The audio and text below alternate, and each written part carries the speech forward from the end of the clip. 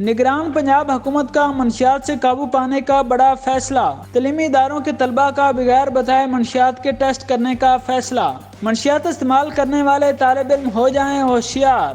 نگران حکومت پنجاب منشیات استعمال کرنے والوں اور اس کے تعلیمی اداروں میں فروخت کرنے والوں کے خلاف ہو گئی ہے تیار۔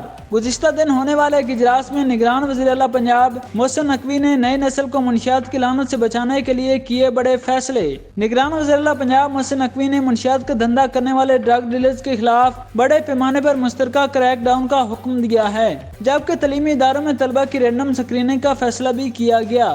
نگران وزیر اعلیٰ پنجاب محسن نقوی نے CCPO، secretary higher education, secretary primary and secondary health, commissioner Lahore division کو طلباء کی اسکریننگ کے حوالے سے جامع پلاننگ کرنے کی ہدایت کی۔ انہوں نے کہا کہ نئی نسل کو منشیات کی لعنت سے بچانے کے لیے مشترکہ حکمت عملی کے تحت مؤثر اقدامات اٹھائے جائیں گے۔ پنجاب حکومت کے متعلقہ اداروں اور اینٹی نارکوٹکس فورس کے درمیان اشتراک کار کو مزید بہتر بنایا جائے گا۔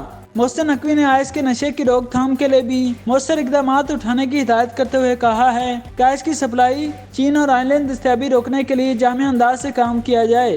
تعلیمی اداروں کو منشیات کی وبا سے بچانے کے لیے فی الفور سخت اقدامات کرنے ہوں گے۔ نئی نسل کو منشیات سے بچانا قومی اور سماجی ذمہ داری ہے۔ اجلاس میں منشیات کی خرید و فروخت روکنے کے اقدامات اور نئی نسل کو منشیات سے بچانے کے لیے حکمت عملی کا جائزہ لیا گیا۔